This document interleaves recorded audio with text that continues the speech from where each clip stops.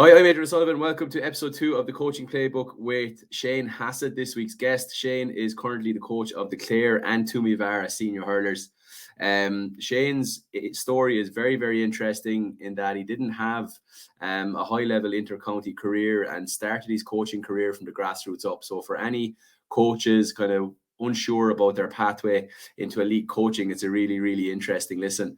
And because Shane is an inter-county and a club coach, he gives some excellent nuggets on high performance and how to apply that at club level if you don't have the resources of an inter-county team. Before we start, we'd like to say a big thank you to the Irish Strength and Conditioning Network for sponsoring the series. These things simply can't happen without sponsors, and we're very grateful to them. The Irish S&C Network is a diverse coaching network that includes members from a wide range of fields, from S&C coaches, sports scientists and physiotherapists, to students, hobbyists, and anyone with an interest in coaching, really, at all levels, from grassroots right up to elite performance. As a listener of the Coaching Playbook, the Irish S&C Network are offering you a 30-day free trial. Simply use the code ISCNPLAY at checkout on irishsncnetwork.com to access all the fantastic resources and information that they have on the site. So thanks for listening. Like, subscribe, and enjoy the episode with Shane. So today's guest is a guy who probably flies under the radar a little bit on the inter-county coaching scene. But at a young age, he has a CV that is the envy of many, including myself, I have to say. A Fitzgibbon Cup winner already with UL and current coach of the Clare and Toomevara senior hurlers. Shane Hasset, you're very welcome to the Hurling Playbook. How are you? Not too bad, Adrian. Thanks for having me on. Not at all. Shane, we'll crack on straight into it. I suppose it might be fair to say that you break the mold a little bit. I suppose a young coach, no inter-county senior hurling experience, but already a vast amount of experience behind you at the highest levels of the game, coaching. Tell me a little bit about your coaching journey, how it started, and I suppose how it started so early for you. Yeah, I suppose breaking the mold is one way of putting it. There's a huge element of luck involved along the way, but I suppose I did put in the hard yards as well. You know, when you're in transition year, I suppose you get into the cool camp coaching and that, and you work your way up from there. But went into college in UL, done sports science, and didn't get involved in any coaching in first year there. But from second year onwards, I would have played hurling in first year, and say with the fresher hurling team, I was captain of the fresher team in first year, and then Gary Kirby was the manager of the team. And in the second year, he asked me to get involved with the freshers, say, as a second year. So straight away, I was getting involved with guys pretty much my own age or maybe a year younger, and doing things like taking warm-ups, and that kind of thing, just a little bit of organising, but getting involved in team setups, standing in the freezing cold below. And I remember Tralee with a camera video on a game and all that kind of a thing. And that kind of just went on from, I think I ended up spending 7 years in UL throughout my own undergraduate degree and masters, and another year after that again, all while I was playing as well. So I stayed with the fresher team while I was playing up to Fitzgibbon level, and then once I kind of finished playing in UL, I went from, say, Gary obviously became the Fitzgibbon manager, and then I obviously went up with him, and I went from there. And then that was, I suppose, COVID actually came in then. I was due to actually take up a management role in UL, and then COVID came in. And as COVID then came in, I found myself not doing a lot apart from my own full-time job at the time, which I was lucky enough to be able to work during COVID. But then kind of randomly out of the blue, I got called by Brian and into the Clare setup, and kind of all spiraled from going in there, which I'm sure we'll go into more detail. Yeah, that's what the college environment is a fantastic place to start coaching. I was only chatting to someone about this the other day. There's so many teams, and while it is high profile at certain times, it is a kind of a safe space to cut your teeth a little bit as well, isn't it? And that it's not quite the cut and trust of senior intercounty or even like top level club. You can kind of make your mistakes off the radar a little bit. And I suppose what I would have found with college coaching, I'll pop this question out, but it's the network of people I built up from just being around UL and the different teams and stuff like that I found to be a great help to me over the years. Yeah, definitely. And I suppose from playing, obviously you meet an awful lot of people, and still to this day you meet a lot of lads, and a lot of them obviously playing for other intercounty teams. But it's great to obviously, even go over to them after a game, just shake their hand, and whoever wins, it's nice to be able to meet those fellas. But also from the coaching point of view, I'm still meeting coaches that I was involved with or would also have been involved with other teams in UL, like yourself, say, like the likes of DJ Collins and loads more. There's so many of the coaches that went through UL there, but to be able to meet them every now and again, and it's a great network to have, and you're never like that. You're never in awe of meeting any of these maybe bigger names that you might have seen. There were bigger names back then, but it's just because it really is. I'm not sure what other colleges are like, but UL certainly is like a club, and to this day I still support that club. So that kind of leads me on to the next question, Shane, is that you are the same age as a lot of the Clare lads. So can you tell me about the first time you stood up in front of them, I suppose, having no inter-county playing experience? How are you feeling? And like, did you have to work hard to get their respect, or how did it kind of roll out for you? Yeah, I suppose again when I went in originally as an S&C into the group. I suppose S&C/sports scientist. I had my masters in sports performance done, so I knew I had the knowledge, and I wasn't really overawed. I was quite confident in the gym side of things. I had trained, say, up as far as county under-21 level at football, actually, but also played at Fitzgibbon level in hurling. So I knew the standard of athleticism that you're dealing with there. So I wasn't really overawed by any of them. And obviously I knew quite a lot of them because a lot of them lads would have went to UL. And then, so my first real job there was taking gym sessions. And that was a really nice way of meeting the lads, because you're giving them your new ideas that they mightn't have seen before, different movements maybe, or different, I suppose, approaches to the gym, let's say. So they're like most inter-county players, they're like sponges. They love information, they love new ideas, they love taking all these different concepts on. So no, it wasn't tough at all from that point of view. And then just as the year went on, the first year went on, gradually just got more comfortable, and then started taking the likes of warm-ups. And for me, like when it comes to S&C, strength and conditioning for me, a lot is to do with the actual game. So, so I started taking a lot of different games and things like that to improve conditioning. And that's where I tied in then with the hurling coach that was there, Sean Tracy, brilliant hurling coach and brilliant former player for Galway. And I learned a lot from him, and quickly the two of us dovetailed really easily. He knew what I was trying to achieve, and I knew what he was trying to achieve, and we were actually able to work really well together. And by the end of the first year, I felt really comfortable with the lads, and they were very comfortable with me. And I suppose one of my big things is I'm able to articulate a point pretty well. I previously I might have got flustered up, but every day I'm learning and I'm getting better at getting my points across. And the players like that level of information or the detail that you might go into, and it's all about how you get it across to the players. So to go back to your question, no, I never felt overawed or anything like that. Felt I just transitioned, I suppose, really well from being just the S&C then into taking some of the hurling and obviously the sports science side of it. And into year two then, Brian asked me to get more involved in the hurling decisions, let's say. So it became a bit of both. That year was difficult because I was trying to juggle the S&C and the hurling and the data analysis, if you want to call it that, from load monitoring and GPS and all that. And into then the year gone by, my third year there, where I progressed fully on to just hurling coaching, and we got in then an S&C to do that side of things. Yeah.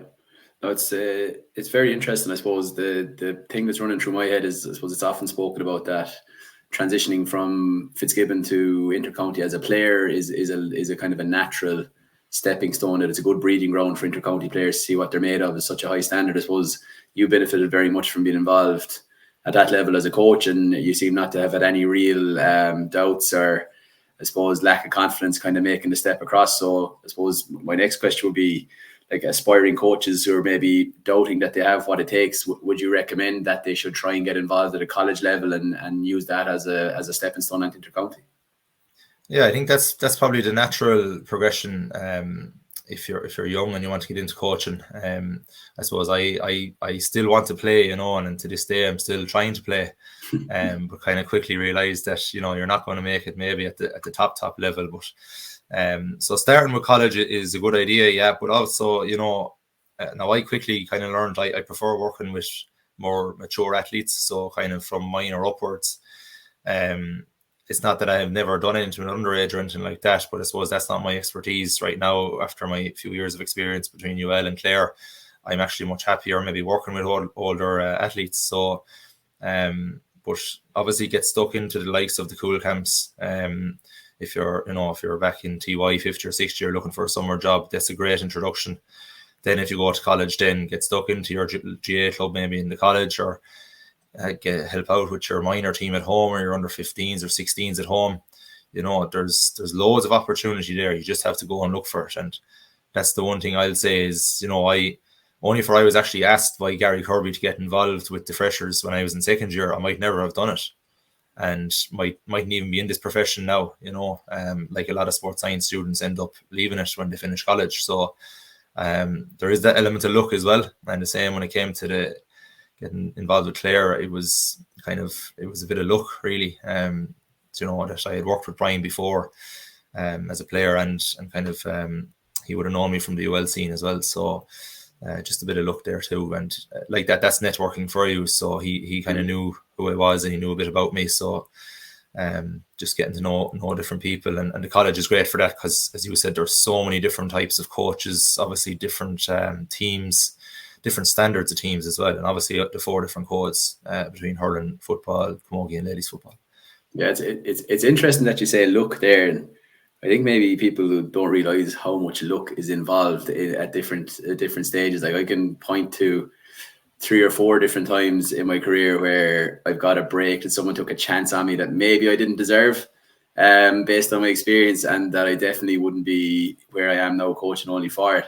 But funnily enough, I don't know if I become cynical. Maybe I sat down for a coffee with a guy there about a month ago that was looking for me to get involved with a county team next year, and he asked me what my goal was in coaching, and I started laughing. And I was like, look, I've been in this game too long to make long-term goals anymore, because there's so much luck involved at elite sports. You could be a bounce of a ball away from being the best in the world or the worst in the world. It's like, I think what you said there, Shane, is bang on. Like networking, I think take the job that you have currently, do it to the best of your ability. And if you're a genuine person and you do the job to the best of your ability, the people you've worked with will give you more opportunities down the line, and people will see you for what you are, I think.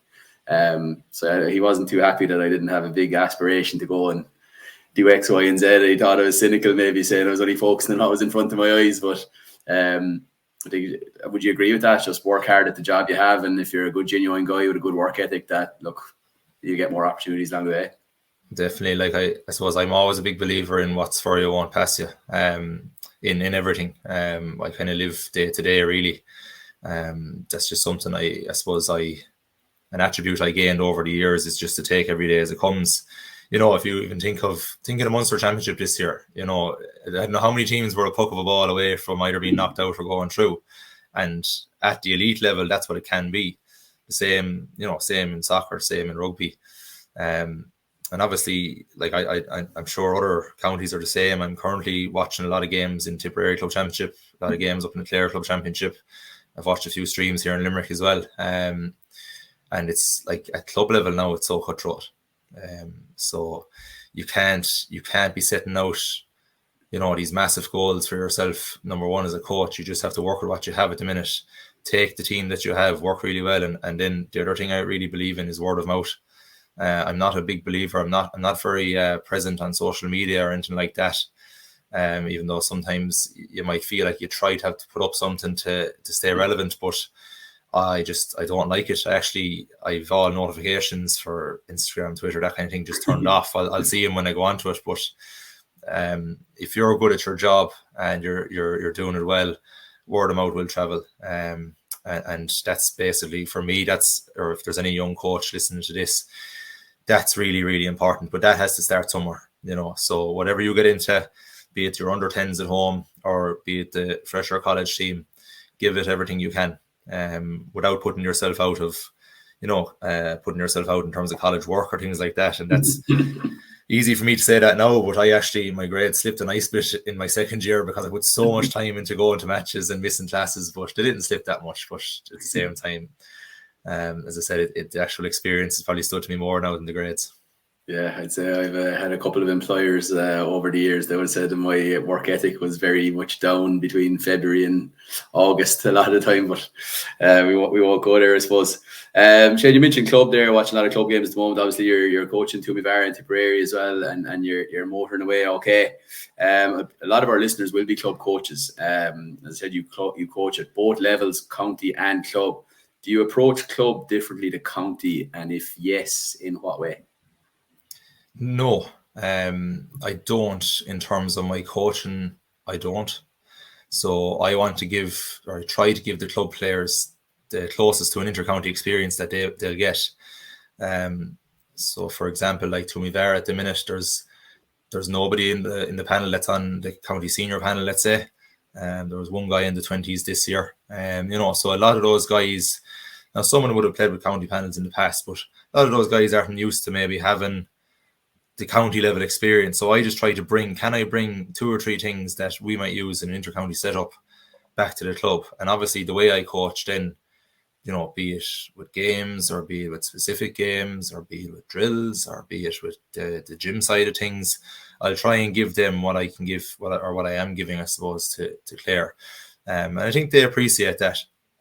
They like to see as close to a professional setup as possible. Like, they like to see organisation, and that's not just from me, that's from the management, obviously, as well, the manager, the coaches, the selectors, everyone that's involved.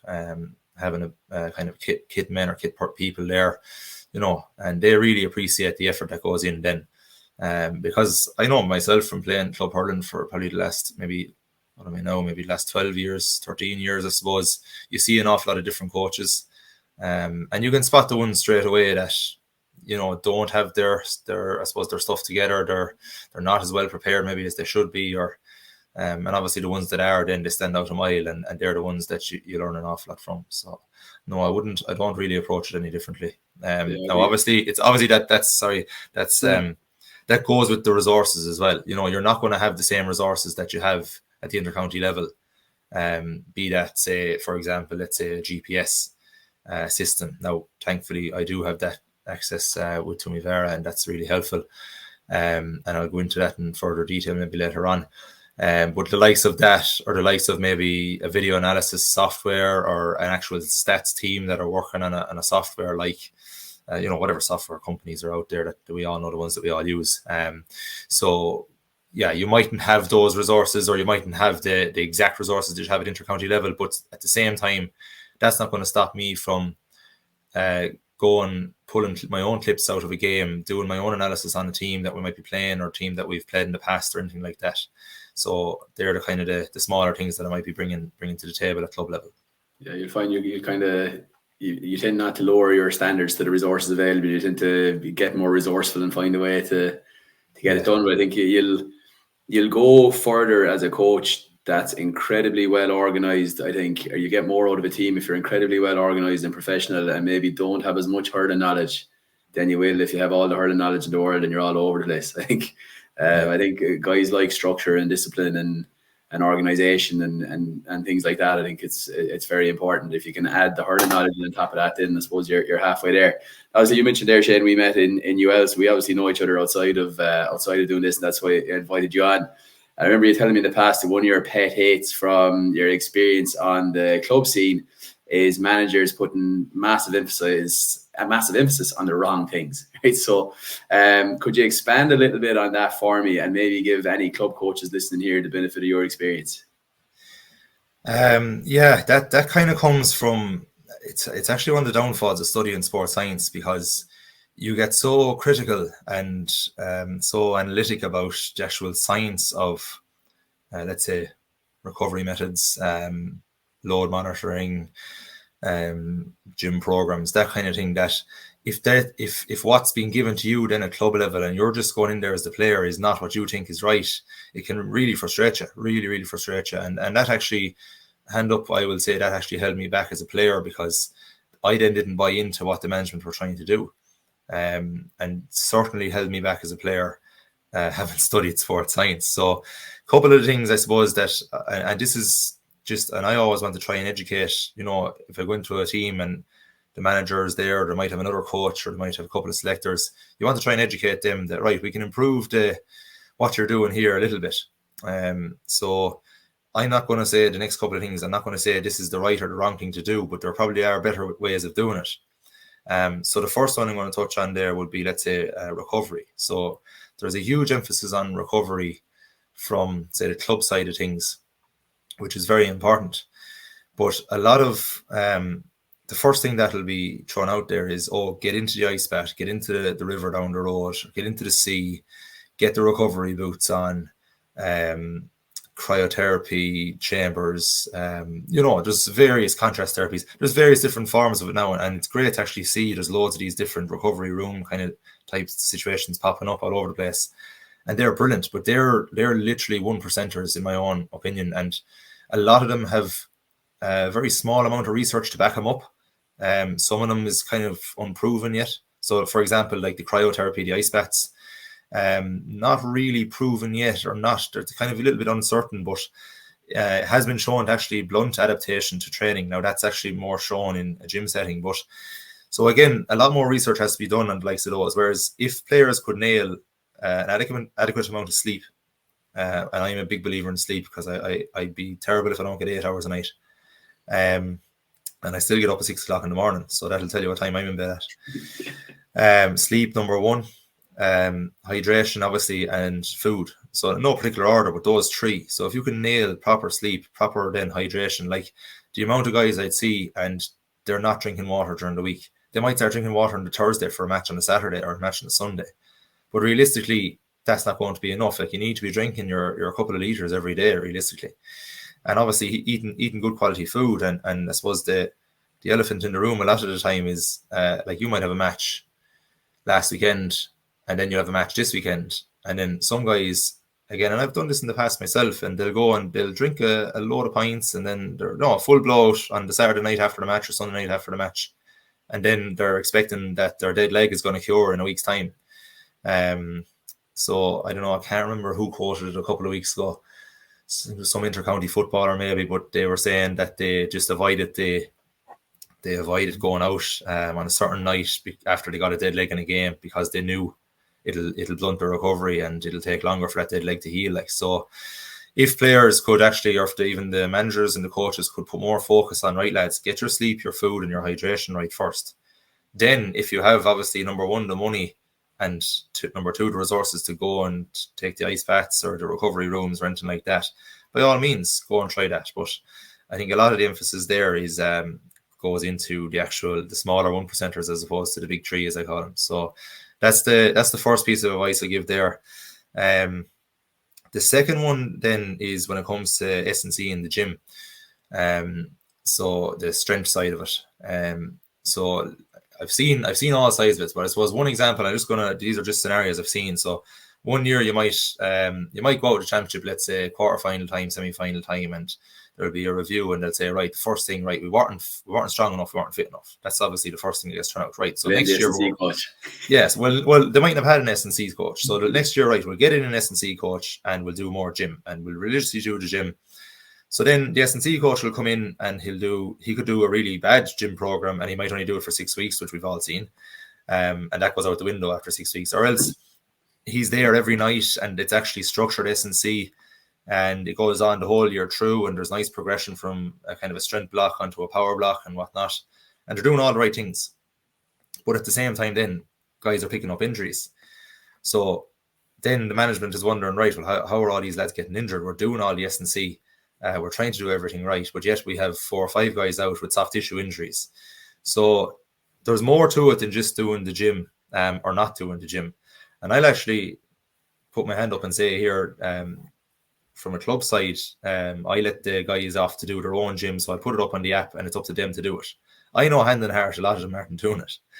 And that's the nature of club as well. And they just haven't got the buy-in because it's year one that I'm with them. So they haven't bought into it fully yet on the gym side of it. But yet we've very few injuries. So very few soft tissue injuries. We've had a couple, and that's the nature of sport. So I suppose this is where load monitoring comes into it. So a lot of coaches or managers that might be listening to this might know what load monitoring is. So load monitoring is basically managing the amount of times that the guys are training, for how long, the intensities of the session, the distances they're covering, and basically kind of what the GPS is giving you in one sense. That's a certain metric. There are a number of different metrics you can collect. You can collect RPE as well. They're kind of the two easy ones. Would be the RPE. Obviously doesn't cost anything. Getting a rating of exertion out of 10.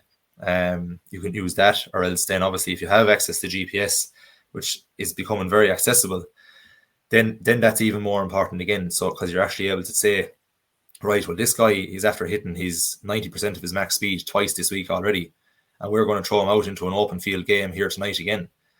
Well, it's a recipe for a hamstring injury if you're doing that. So I'm not going to turn around and say to every coach or every manager out there to go and upskill yourself in GPS or upskill yourself in load monitoring, but have an awareness of it, obviously. But maybe number two, when you are getting an S&C involved in your team, or a sports scientist involved in your team, or even a coach involved in your team, maybe ask those questions. Do you know what load monitoring is? Do you know what, I suppose, do you know how to read a GPS?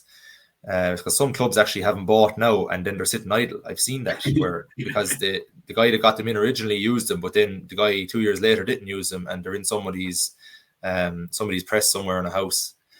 So I'd ask those questions if you're a manager, especially, because it's up to the manager at the end of the day to hire, obviously, his coaching staff or his selectors. Not even to say hires, a lot of them are voluntary. But if you're getting in an S&C or a sports scientist, number one, ask them their qualifications and whatnot, and what they can and can't do. And if they're not able to work the GPS, that's fine, as long as they said that. But number two, if they are, let them do their job. Okay, so if I'm a young S&C and I've come into your club and you have a hurling coach, that's fine. So I'm just there to do the gym side of it, bit of conditioning work, and maybe keep an eye on the load with the GPS. And I'm going to tell you, Adrian is a little bit of a red flag tonight, because he's after spiking, let's say, in his volume and his high speed running compared to the last couple of weeks. Well, then he needs to be tailored. His session needs to be tailored compared to everybody else. And it's slowly going that way, but it's still light years behind where intercounty is. Light years behind. Yeah, and the number one, I've seen it big time, Shane. Like different experiences over the years. Like we're very lucky last year in Dublin. We had a fantastic relationship. That kind of an axis between the S&C, the physio, and myself as the manager, head coach. And their attitude, like, it was always, if they can't train, they can't train. But what made it easier for me to swallow that as a manager, because it's hard to swallow it, and you just have to, and that's it. But anytime somebody could do some part of training, they did some part of training. So the question always was asked, what can they do, not what can they not do? Yeah. So like we would have read bibs players the same as the NFL, and if they had an injury that they might have gone into games but not be allowed to be tackled or stuff like that, or they might be doing their own thing. And that made it a lot easier for me as a manager then to go, well, this person here, I've been told they can train. Well, they really must not be able to train, because otherwise they'd be doing something. I think that really helped. But you're right. I think the GA is light years behind. It's like people taking risks, like crazy risks on players. And well, I think at club level, it's a lack of knowledge. It's just they haven't been, I suppose, educated on this. But at intercounty level, you have so much, and I'm still like, I'm only getting good at this in the last year or two, because of the guys I'm working with, say the physios, the sports science, the S&C in Clare, and they're educating me as I go along as well. And you're learning as you go along. But if you look at Dublin though, like and all the resources they have, their senior hurling team, and the dog in the street knew that Donald Burke wasn't going to be right for the game against Clare, and they threw him in, and he was gone after 8 minutes. Yeah. So look, again, still, even at intercounty level, I think there's still. So I was going to use the word ignorance, I suppose, and that does come in at club level. Definitely comes in at club level. But as a coach, if you're a coach, let's say, and you're the main coach on that team, you mightn't have a physio to tell you that. You mightn't have an S&C to tell you that Adrian is only able for X amount of the session. You kind of have to judge it. And when it comes on to, I know we're going to touch on coaches that have influenced me. I'll go through that. There's a guy, like, he was way ahead of his time, and he would have seen this. He would have been pulling out the older guys here and there, and the lads who were in college, he'd pull them here and there. And so you as a coach, if it's just you have that responsibility as well. If you know a player has a history of hamstrings, let's say, and in your head you can say, yeah, they've done a lot of sprinting last night, they're after doing a lot of sprinting tonight, now I should probably pull him from this game, let's say, because there's going to be a bit of sprinting in it as well, or so you have to kind of, and that's where planning your sessions comes into play as well, and we'll go through that. Yeah, no, so those two things, sorry Adrian, those two things, number one, the recovery strategies, stick to your big three first, and then number two, I suppose, the S&C side of it and the load monitoring side of it. listen to your S&C coach if you've hired one, or your sports scientist if you've brought one in. And number two, if you don't, maybe just go and do a little bit of reading on it. Because if you're getting muscle injuries, soft tissue injuries, you know, a lot over the year, well, then it's a load issue. Most of the time, it's actually a load issue, and probably nothing to do with what they're doing in the gym. God, that's really interesting, Shane. I think any club coaches that are listening should be able to take those little pointers away and implement them with their team. Okay, so we've reached the part of the show now where I am going to ask you the same general questions that each guest is going to be faced with. Okay, so I am absolutely fascinated by coaching, and that there's so many different ways of reaching the same destination. So I'm really interested to see how all the different guests answer these questions and to see the similarities and differences as we go along through the episodes. So first question, Shane, you just touched on it there. Who's the person you've worked with who has most influenced your coaching style? Well, I have my page here beside me, and I have about 15 names written down. But because I think I've taken probably one thing from every single coach I've had, or every single maybe manager or selector, but I've also taken things from them that I don't want to see. You know, there was a number of things that I was like, right, if ever I'm a coach or a manager, do not say that, or do not approach a team like that. And I used a lot of that as well, but I've whittled it down to 3. So I'll just briefly go through. That wasn't the question, no, but I'd allow it. Well, I'll bring down to 3 that have influenced me a lot. I suppose we'll start number 1. My coach and my manager, as I grew up from all our teams, and the lads will always nearly take the mick out of me for it, because I was always the captain and I was always the free taker, was my own father. But no, in fairness, like, we went on and we eventually won our minor county final at minor level. No, it was minor B, but he was with us the whole way up from my age group, the whole way up from under 10 up along, and he was the manager of the team. But whatever about his as you can imagine, as a Tipperary farmer, he'd be quite raw.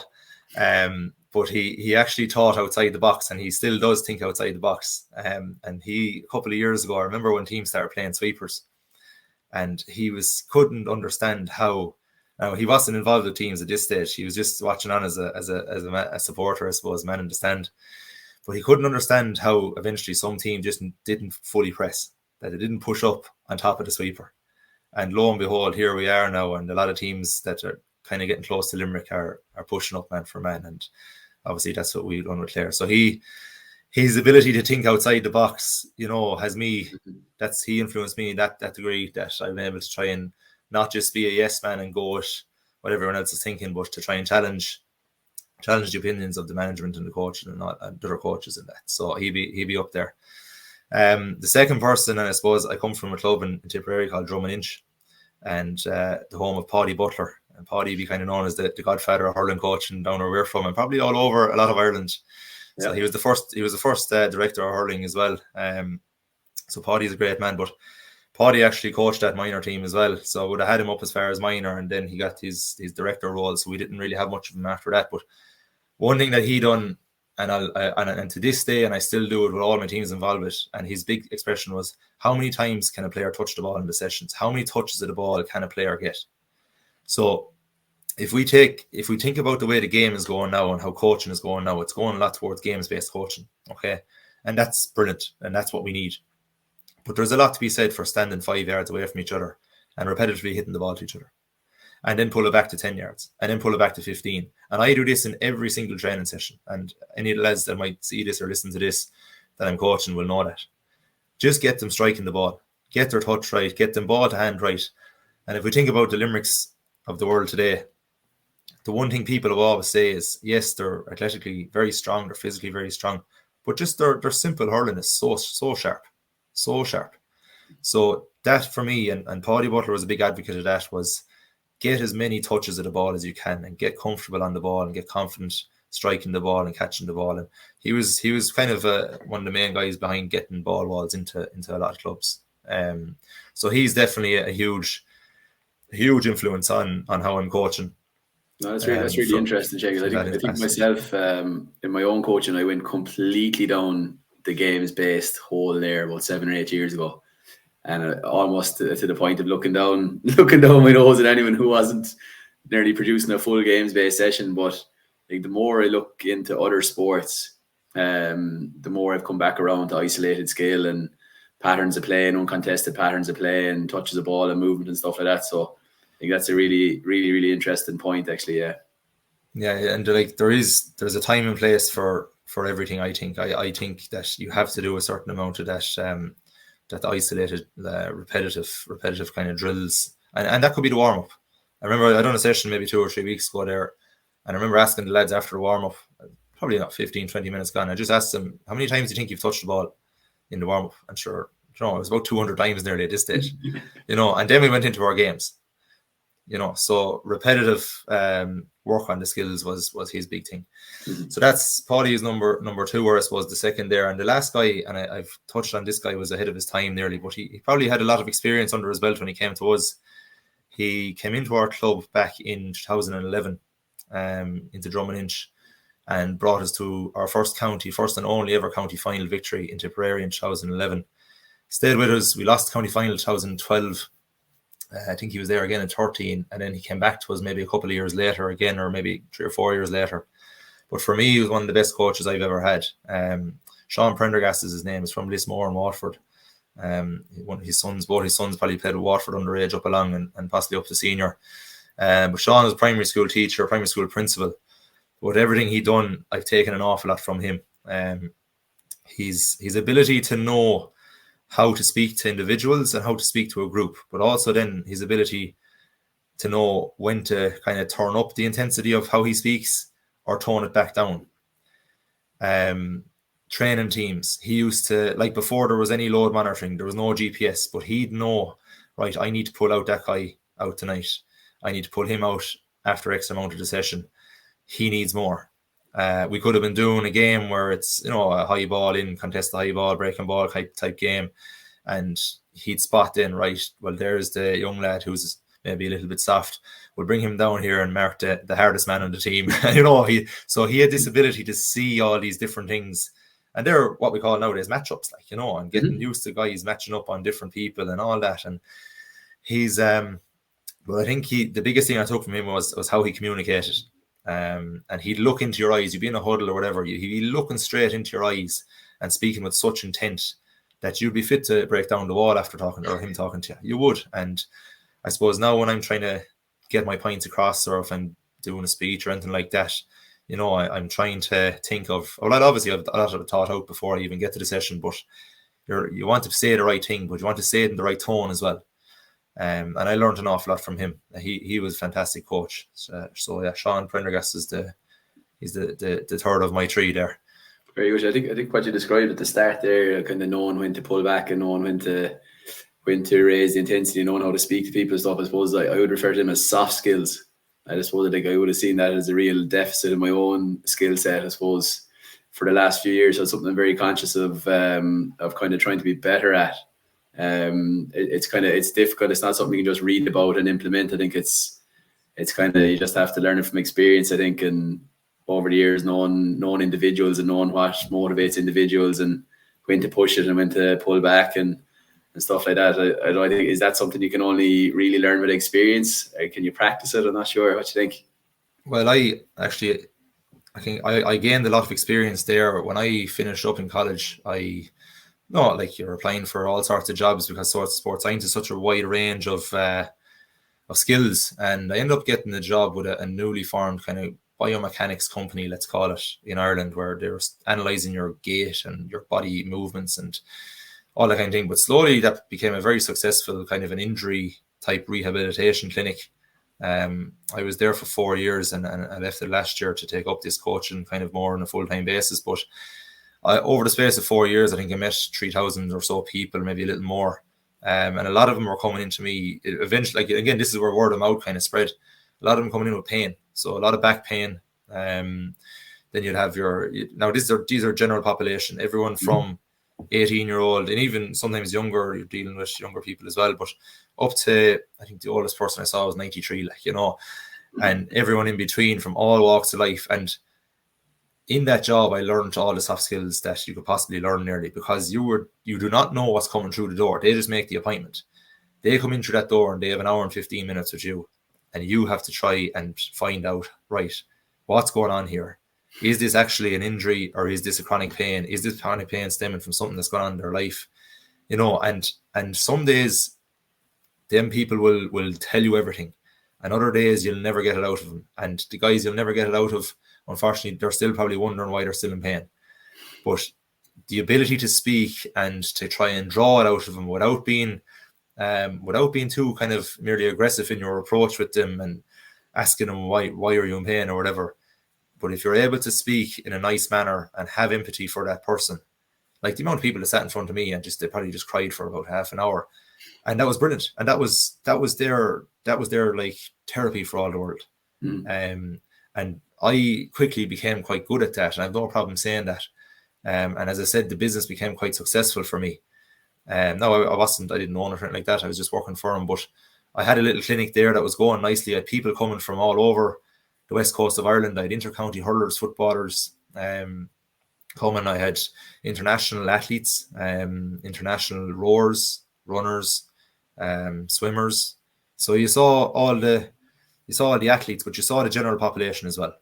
And I think soft skills there are really, really important. I got a lot of experience there that translated then obviously into the inter-county scene and the club scene and everyone I deal with now, even management, because you have to be able to deal with, you know, you're dealing with a backroom team of maybe 15, 20 people, and they're all coming from different walks of life. So yeah, I definitely got a lot of experience there.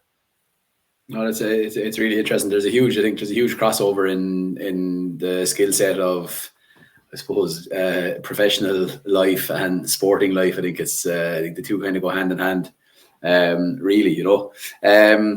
So next question, Shane, tell me what the day of a training session looks like for you. I suppose we'll go with Clare maybe. So a Clare training session, Joe, what's your day look like? What kind of prep are you doing for it? What kind of communication is there between the coaches before the session, that kind of thing? Yeah, well, let's break that down into maybe the week of a game. Or like the Munster round robin, where you're after playing a game on the Sunday and then your game maybe next Sunday or whatever. So, you know, if it's a Tuesday, you probably would have had a management kind of a management and selector meeting on the Monday night to debrief on the game, and then we'll go through, right, this is what we want to show the guys back on Tuesday night, and this is what we want to work on this week, and then you look forward to who you're playing the week after, and this is how we're going to approach them. So some of those meetings could go on for, you know, an hour and a half, 2 hours. So come, let's say the training's on the Tuesday then. So part of my role is at the minute now is to do kind of a video analysis session. Whereas like we have people doing the stats in the video and coding and all that. So they look after that. But then as a coach, I might want to pick out, you know, 5 or 6 things. Right, guys, we've been working on this for the last game. This is what went well, and this is what didn't go so well, and maybe this is why it didn't go so well. So you'll show them that, and then probably not on the Tuesday, but maybe on the Thursday night. Then it kind of depends on how much time you have before the next game. You'll say, right, this is what we need to work on versus the next team. This is how we need to approach the next team, and you'll show a couple of clips from that. And again, I'll be pulling out those clips, maybe using a bit of clip draw or something like that, just to highlight it. Something simple enough, but keeping that to probably 20-30 minutes max before training. I'd arrive to training probably 2 hours before the training starts. So you're talking if trains at 7, there 5, just setting up the kind of the computer or the video room, let's say, so your screen and your laptop and whatnot, and getting the chairs laid out and that. And then you might or might not, again, depending on how the week is going, you might again meet with the management there again just to debrief. But earlier that day, I would have rang, you'd be ringing all the other coaches. So the coaches, hurling coach, let's say, the other hurling coach, myself, the S&C, maybe the sports scientist and the S&C kind of doing the same thing to see, right, is there anyone that's kind of a red flag now after the weekend? Who do we need to pull back a little bit here? Maybe who didn't play at the weekend that needs a little bit more? And then you're creating your session plan then based on that. So if that doesn't happen on the Monday, that'll happen on the Tuesday morning. Create the session plan. Session plan will go to the players by Tuesday lunchtime, usually 1 or 2 o'clock. So the players know exactly what's coming up. And then, as I said, you're just getting down to training. A lot of it you're going through in your head. And then once you're down there 2 hours beforehand, you have time to kind of relax. But in case you forgot something, you have time to do whatever you might have forgotten. So get through your training session then, and you're straight away just moving on to the next day. So that's kind of how during the season, let's say a training session or a training day would go, I wouldn't even call it a day. It is nearly the day before, and the day before, once one thing is over, you're straight away focusing on the next day. So a lot of phone calls, WhatsApps, that kind of a thing, just to make sure everyone's on the same page. You can be quite chaotic, can't it? Like that Munster round robin is just, it's hold on for dear life, really, isn't it? We could have experienced it last year at the Camogie as well. At Dublin, we played 5 weekends in a row in the championship, and it's just, you're literally just praying that nothing goes majorly wrong because you've so little time. It's just, we're ready here now for the first round, and then it's all over so quickly. Then you've 5 rounds played. It can be fairly chaotic. I think, and obviously I'm not a manager and never have managed, but as the manager of the team, trusting the guys you've brought into your backroom team with their expertise there is so important. So I mean, if the S&C is saying this guy cannot do anything tonight, or this guy can do X amount, you have to trust them, because the margin for error there is so small. Like you'd see at intercounty level this year, like if a guy got injured, he's missing the whole Munster Championship, or could have missed the year. There was plenty of high profile injuries this year, and you just don't want that. And thankfully we didn't have too many ourselves this year, so I think we managed that quite well this year. But it's so important just to have open levels of communication throughout that whole backroom team. Make sure everyone's on the same page, and if there's not, then you're in trouble. Mm-hmm. What are your 3 non-negotiables for any team you're involved in? Number 1, definitely punctuality. I am a stickler for time. I've a small bit OCD with it. I kind of don't like that part of my attribute, let's say. I do and I don't, but like that, as I said, like I'd have to be down to training 2 hours beforehand, or even if I was at home training myself, I'd nearly have to be there an hour beforehand.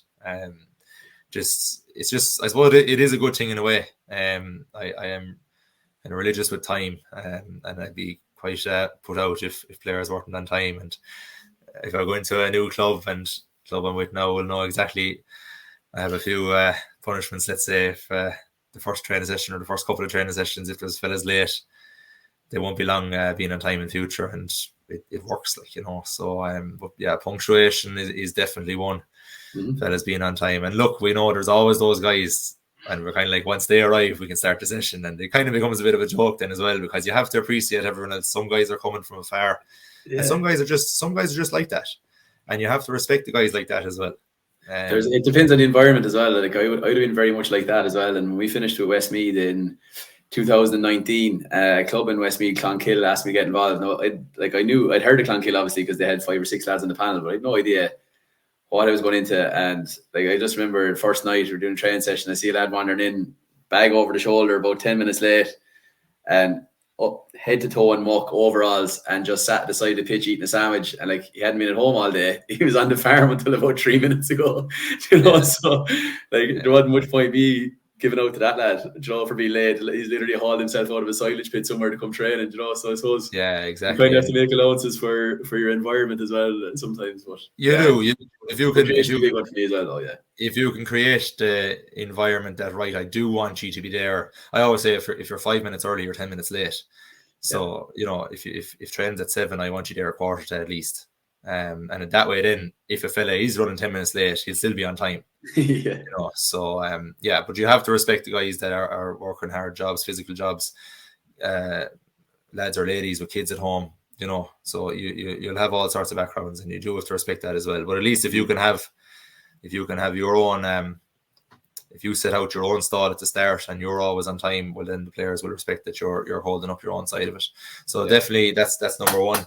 I suppose another one might be effort, if you want to call it effort. So coming down to training and actually giving it everything and being as coachable as you can be.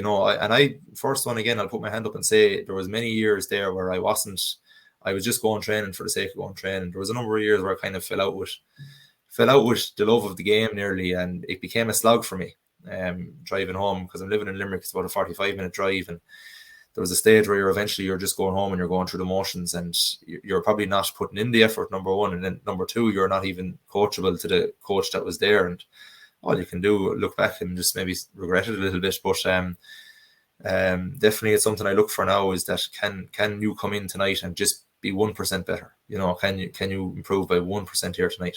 But again, I'll try tailor the training session so as that will happen. So if I can spot, because you spot these guys a mile away a lot of the time, and then maybe if you're doing a game or playing a game, maybe ask that person specifically, what are we trying to achieve here, or what were we working on there, or think about the next team we're playing. How does this game apply to them, and get him involved or her involved in the thought process, and that'll make them feel a little bit better going home maybe. So yeah, giving a good effort at training is important, even though I know, and I said I've been there, it's not possible. Some days you can be like a dog, things can be happening outside of sport, obviously, but as a coach then it's up to you to maybe spot that and bring them along with you, get those guys to come along with you. My big thing always is, look, whether you put in the effort or not, you're there for an hour and a half. So if you're going to be there for an hour and a half, you may as well put in the effort. Like, you've made the time to come here for that time. Why waste it? And like, if you look at in America, like I don't think a lot of GA teams realize how lucky they are. Like, if you're playing the NFL, they'll divide you up into first team, second team, third team, and the first team get loads of reps, second team gets some reps, and the third team might get no reps of a day.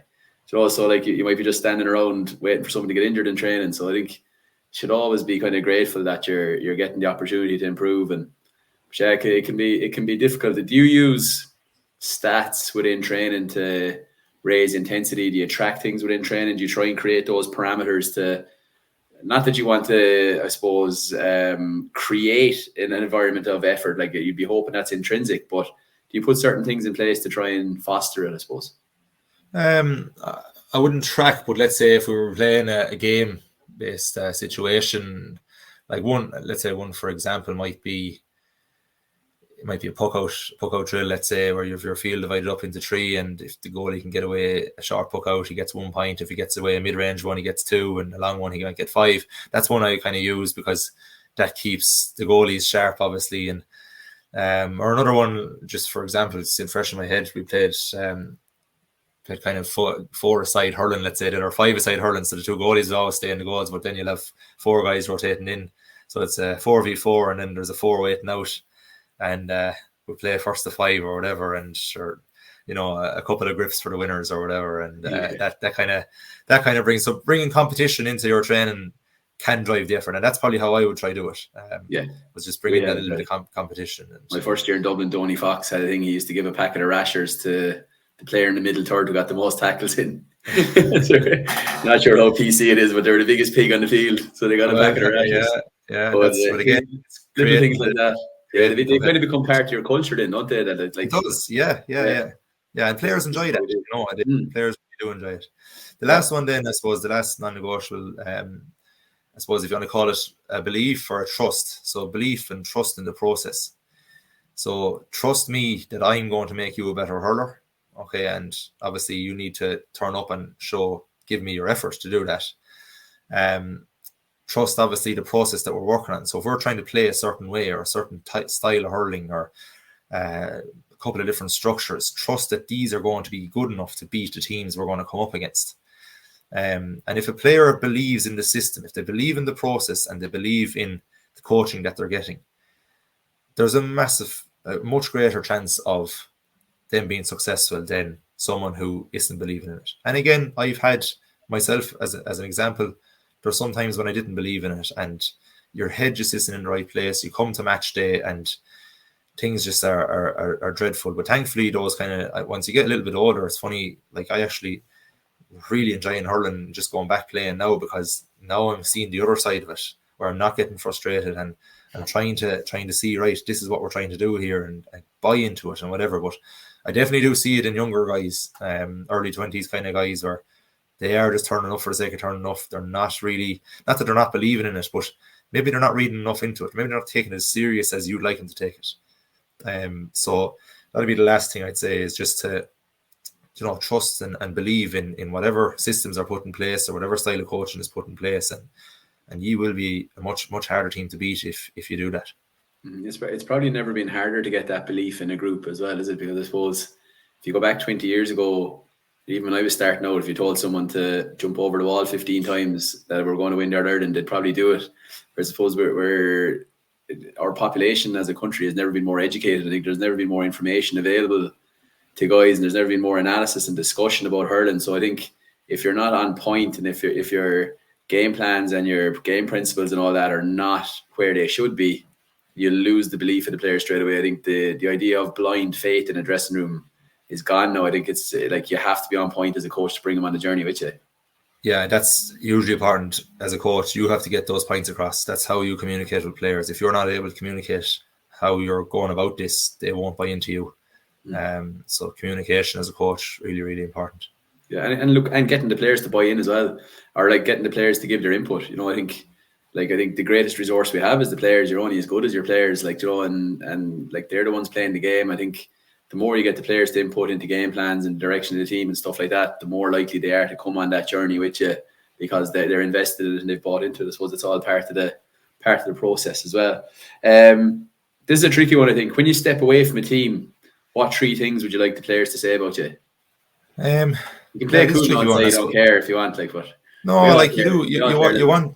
Well, you do. You want them to say that they enjoyed the training sessions, you know. So you want them to say that, right, this guy is a good coach. He really, really enjoyed going to training this year, or down to games with him this year. So that's definitely one. I suppose you want to be able to say, yeah, well, he improved me as a player, you know. So I want to be able to walk away or go away from a team having said, I'm leaving these guys in a better place than when I came in. We mightn't have won anything, but they're in a much better place than when I came in.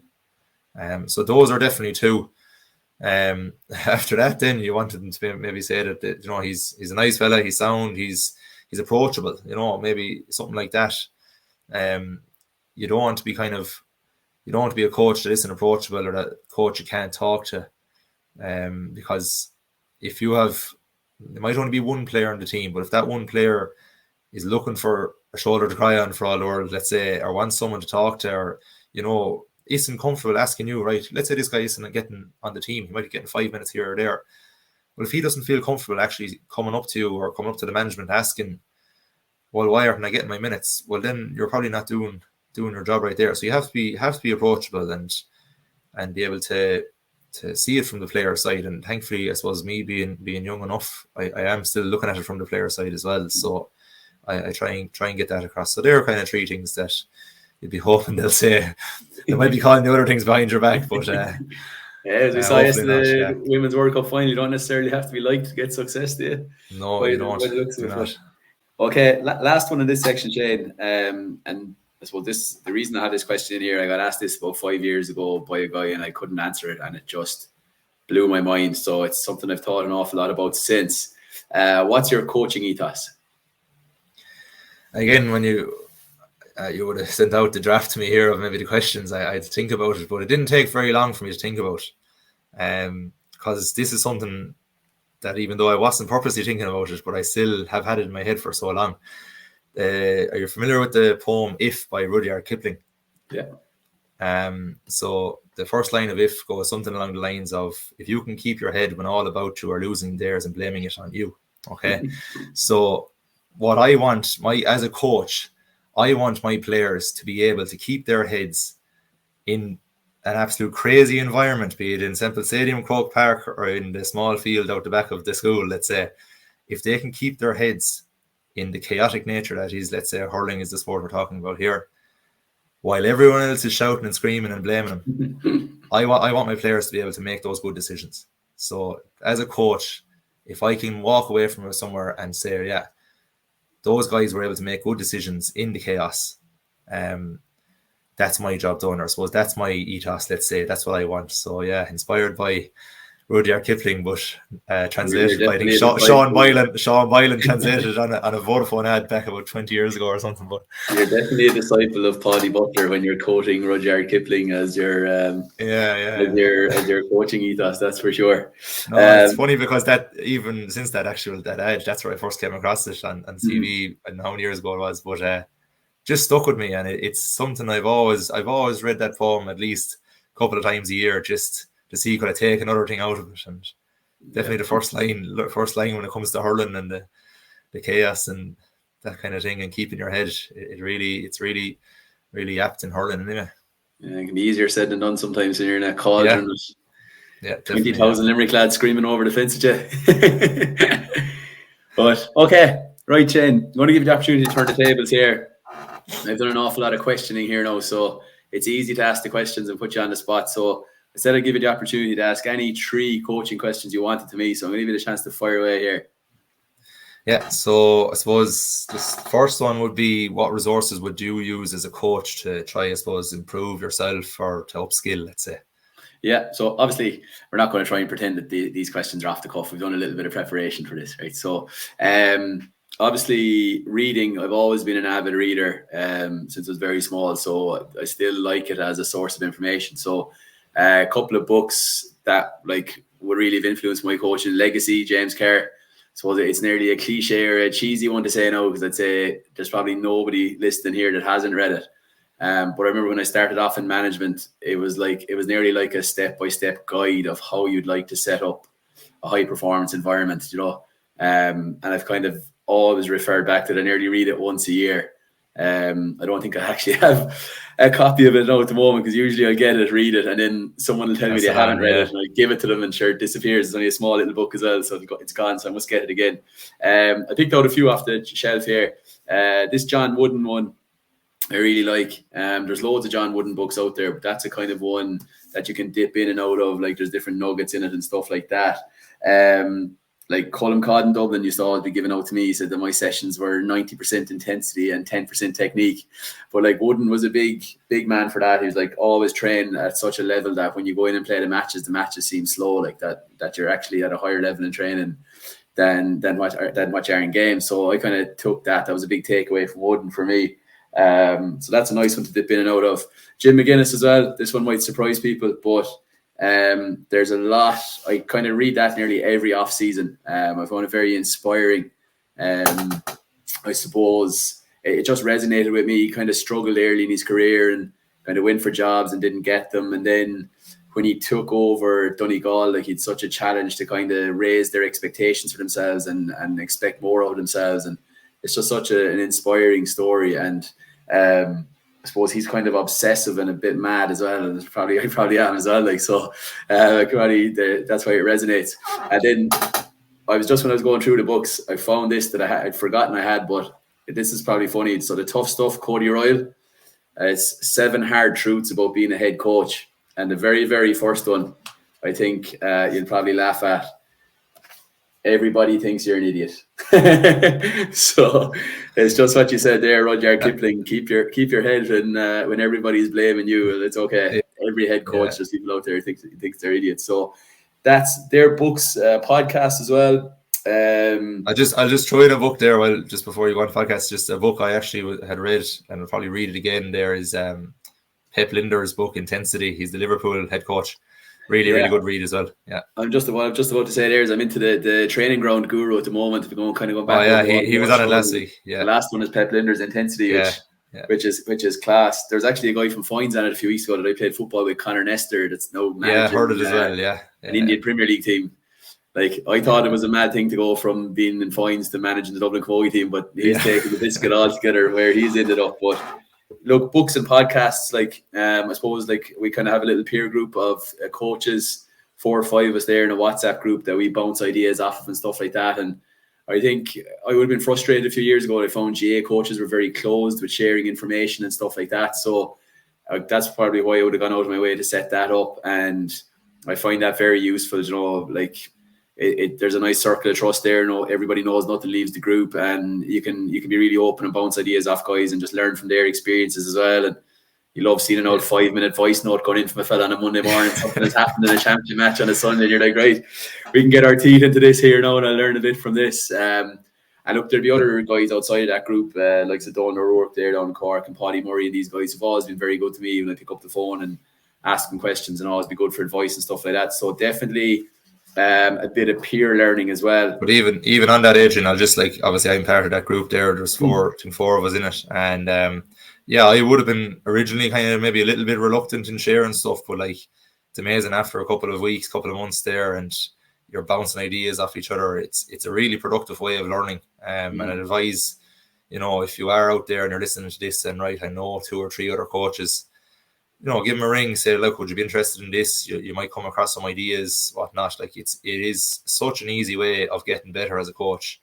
Or if you have certain scenarios you're not sure of where to turn to ask, let's say, you have 3 or 4 guys there who are working and probably have faced the same situations as well. So definitely worth doing if you're listening to this, and you have 3 or 4 other coaches in mind maybe that you can trust and want to bounce ideas off. Definitely, and reach out to people as well. Like, you'd be surprised. I know hurling is a bit closed, but I remember there a few years ago I heard Andy Friend talking on News Talk, and I was just like, geez, he was class. And I just found him on LinkedIn and sent him a message, and I was like, Andy, I heard you on the radio there. Any chance to meet up with you for a chat? And he just invited me up to Connacht training, and I was like, right, I'm coming up to have a look here now, and he'd probably have a 5-minute chat. Literally gave me the run of the place. Just ask whoever you want, talk to S&C coaches, analysts, big chat me after. I was like, geez, like, why are we so closed in the GA? Like, are we afraid some lad is going to steal a drill or steal an idea? It's like, when every drill and game is out there available and interesting. Yeah. You know? So it's just, I think like we shouldn't be afraid of each other as coaches. It's like we are each other's most obvious resource as from a learning point of view. And then the last thing then, Shane, like other sports, I suppose, became a bit of an AFL fanatic there over the last year. I'd always had a bit of a fleeting interest in it, but we had Cora obviously involved with us in Galway, and she started giving me the little kind of nuances of the game and stuff like that. And once you start learning these things, you become a lot more interested in it. So I have the foundation level AFL course done, and I'm looking to do the level 2 one next month online. So obviously there, fellow Titman there, shout out Conor Reardon's jersey up on the wall, the Swans, and former teammate as well. Proud to say, he was a few years behind me in school, but he was hurling Harty. He was to the AFL channel. Well, he was hurling Harty Cup when he was 15, and we knew back then that he was going to be a star. Like, so, fairness to the great career. So, man, but yeah, look, like other coaches, like other sports, like do a coaching course. I kind of have in my head that I might have a crack off the UEFA badges in the next couple of years, just to see could I do it. Like, you know, I think you can learn so much from other sports and patterns of play and different coaches and stuff like that. So yeah, that's kind of it. A bit of reading, chatting to other coaches, and just kind of keeping an eye on other sports. They'd be kind of the main 3, really. Yeah, good stuff. It's question number 2. A graduate of sports science yourself. If you were to rewind back to day 1, would you do anything differently? And if so, what would you do differently? I came to the conclusion I probably wouldn't do it at all. Is an interesting one, but I don't mean that in a disparaging way. I think like I was only 16 when I filled out my CEO form, and I probably put sport down because it was just something to do. Like, I didn't really know what I wanted to do. My brother and sister both being teachers. I didn't really want to go down that route. And I think it didn't really suit me. I was never going to work as an S&C or like go on to physio or anything like that. That didn't really interest me. So what I kind of thought about with this was like, I would have loved at the time if there was a way of kind of going down a different stream like you can do in the States, you know, that instead of having to do the S&C stuff, maybe would there be more coaching modules and more pedagogy modules and stuff like that. Because like, we had a few with Keane O'Neill and stuff, and he was unbelievable. Yes, so basically having a major and a minor, let's say. Yeah, having a major. I'd love to have gone and majored in coaching and maybe done a minor in something else. Or so like it's funny, like I said, I probably wouldn't go and do it, but like you mentioned there, the performance masters in UL, like I think that's probably a lot more aligned with what I would have needed at the time. But at the time, the academia hadn't really come that far with regards to coaching in Ireland, really. So, like, it's a fantastic course and a fantastic grounding if you want to go into strength and conditioning or move on to physiotherapy if you hadn't got the points and stuff like that. But it didn't really suit what I kind of wanted out of it. But, so yeah, that was an interesting one. So probably wouldn't go back, but not because it's anything to do with the course, just because it didn't really suit the path I ended up going to coaching, I suppose. Yeah. And I'll just tell you a good one while we're talking about it. I went to a private career guidance counsellor, say, when I was in 6th year, you know, just to get a different perspective on what I should be thinking about for the CAO or go on doing and whatnot. But he, under no certain circumstances, was he let me leave his house, and he was saying, whatever you do, he says, you are not doing, or you're not going to put down sports science on your CAO.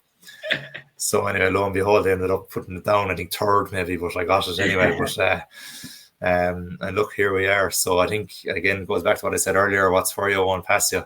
Exactly. And as the father says to me, he says, at the end of the day, there's always cows at home to be milked. So things don't work out. That's it. Yeah, always go home. So that's it. The last one then, I suppose, and we were speaking about this on our WhatsApp, and it would have affected me quite badly maybe over the last 2 weeks, and the same last year, and it's no different than the other coaches. But when you get better, let's say, or you get to your final destination, as we were calling it, so let's say you're knocked out in your semi-final, your final, your bet, or even if you win, I suppose what I would have always referred to was burnout. Those initial couple of weeks after you finish up with your team, let's say, but you gave it a nice term. You coined it as the slump. So we all know it. We know it as basically being like literally stuck to the bed for the next couple of weeks. Kind of, yes, you'll get out of it, but you've no drive. You've no real, you don't really want to do anything productive. Things are going on the long finger. So how do you maybe approach the slump now? You've a good few years of management and coaching behind you. I'm still only new to the game, but how are you dealing with it, or have you dealt with it? Or look, you've explained it very well there. I suppose I used to think that it used to come after you've been beaten, right? And then was lucky enough to win a few things, and it still comes, right? And I suppose what you have to remember is how has it come about. So you've spent kind of maybe 7 or 8 months as part of this group, right? And 3 and 4 times a week, you're meeting up with 40 people, and you have this goal and you have this focus, and your whole week is geared around it, right? No matter, even my boss, Michael Taylor's watching this, he knows this, right? Everything we do all week when you're involved at that level is geared around performance and the group and everything, right? And you have this focus and it drives you, and you've good days and bad days. And then all of a shot, it's gone, right? And if you get beaten in a semi-final or a quarter-final, it can happen very suddenly, and all of a sudden you wake up in the morning and you're like, Jesus, I hadn't planned for that. You get beaten in a final, obviously you've kind of maybe thought about it, but I think fundamentally as human beings, we want to be part of a group, and we have it in our DNA that we want to try and achieve something as a group, right? And we're kind of tribalistic. The next thing, that's gone, right? And your focus is gone. So I suppose for me, this year was probably the first year where I didn't really experience the bad slump that I would have in other years. And I think it's because a combination of a few things. I suppose I played an awful lot of golf, right? So I had that focus that I was meeting up with a few lads 2 and 3 times a week in the evening, and it provided no structure to the week that my evenings weren't idle. So I wasn't letting myself be idle. I was very, very busy at work as well. So I probably didn't have enough time to think about not having that structure there and having nothing to do in the evenings, I suppose. And then I've gotten really into like doing kind of yoga and meditation on this app called Pliability. And I found that kind of, I suppose it gets you mentally in a better place maybe as well. So yeah, like I suppose trying to just have a routine there for as soon as you're finished, whether it's like getting back into the gym or having another hobby or something like that, kind of helps. No, it didn't completely go away. There's still days here like, Jesus, like I couldn't watch the Camogie final this year when he was on at home. The nephews had it on. You're just like, oh, I just couldn't be bothered watching this. And you're kind of looking at it and it's like, so it's still there, like illogical, like kind of just not wanting to watch it and stuff. So you have all those things, but I think it's impossible to avoid it, like, because you put so much time and energy into this and then it's gone. But I think if you have other activities and hobbies and people around you that you can do things with and kind of just stay busy, it kind of minimizes the effect of it, I would say. Yeah. But like, it's tough. Like it's something I could throw back at you. Like we're kind of talking here about like mental health and stuff with coaches, but like during the season, like what do you do to stay healthy yourself? Because you spend all your time thinking about 40 other people, right? And how you're going to keep them on a pitch and keep them conditioned and keep them healthy. But like, do you take any steps during the season yourself to make sure that you're in as good a condition as you possibly can to coach the Clare hurling team? Yeah, well, I suppose from my own side of it, I've been actually a morning person. So because most of my evenings are gone, I get up and I normally go to the gym around 6:30. And at least maybe 3 times a week. Maybe there was a stage this year, it was possibly 4 times. Either go to the gym or go for a run or go for a walk.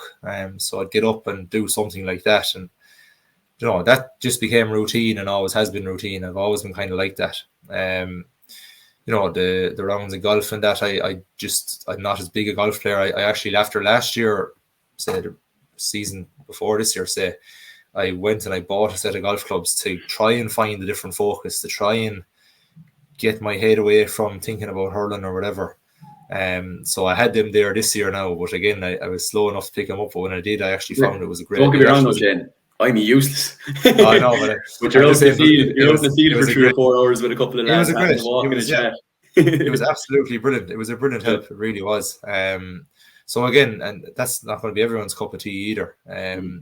But again, as you said, having a focus on something. If there's something that right, when this day does come, be it at this round or that round or in the final, I need to have some sort of a focus or something to do in the evenings or something to pass the time.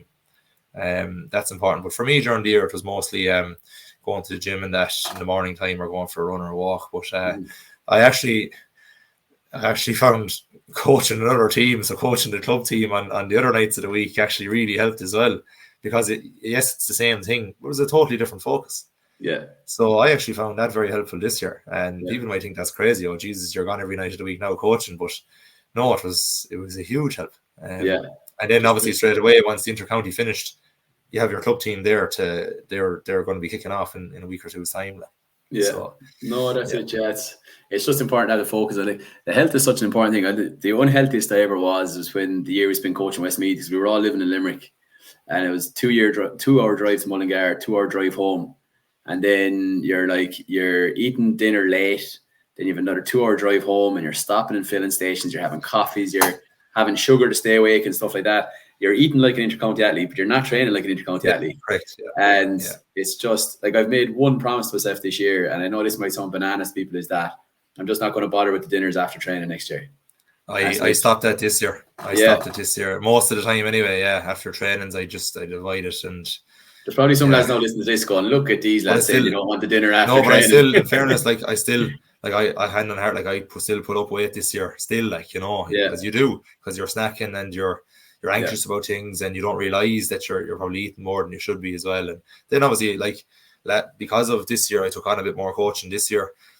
I wasn't able to go home and train as much myself, so I actually was missing out on physical hurling training a lot more than I was the year before. So you wouldn't be long put on a few pounds, as they say. But so definitely keep active if you can. It's really important. Yeah, 100%. We're nearly there, Shane. Very final question. 20 years time, maybe 30 years time for you. You're a bit younger than me. You hang up the whistle for the last time. What's the one achievement you want to have in the bag? What's that one medal you want to have in the pocket? Actually, do you know what? And this might sound cheesy and whatnot, but medals didn't even come into my mind. It was just that I want to have a family and a home to go to, and a good circle of friends that I can trust. That's an achievement on its own, because you know the time that goes into this. What I actually had originally written down here, and I will say it, I wasn't going to say it, but I will say it. I says, ideally married and that she's still with me. So, because there's no guarantee the amount of time you're away from home. But you know what? But that's an achievement on its own. Sometimes the amount of time you're away from home is nearly a blessing, Shane. Well, it can be too, but because of the time, like they say, if you're getting involved in intercounty level, let's say, and even club level as well, but intercounty especially, the number one thing you have to have is time. And if you don't have time, someone else is going to be put out. And I'm lucky enough yet, as I said, I'm not married, I don't have kids or anything like that I don't have too many external worries outside of it. But most coaches and managers do. I don't know how to do it. So again, in 30 years' time, as I said, if I had a family and a home to go to, that would be an achievement enough for me. Obviously, look, we all want to win the big ones, and we all want to win whatever is going, But it's important not to forget what you're leaving behind when you're going out taking on these jobs as well. Absolutely, Shane. It's been an absolute pleasure. I'm sure our listeners have taken plenty of nuggets, little information for you. Did you enjoy sitting down and giving your thoughts on coaching? Yeah, no, I look really enjoyable, and I just hope people might have taken one or two things from it. So over the next couple of episodes, I'm sure you have a few more, and I'm sure I'll be watching or listening myself. So every day is a school day, as they say. So if you can learn one or two things from every coach that's out there, you won't be going too bad. Exactly. Great stuff, Shane. Listen, we'll leave it at that. Thanks very much for joining us, and thanks to everyone for listening. Thanks, Adrian.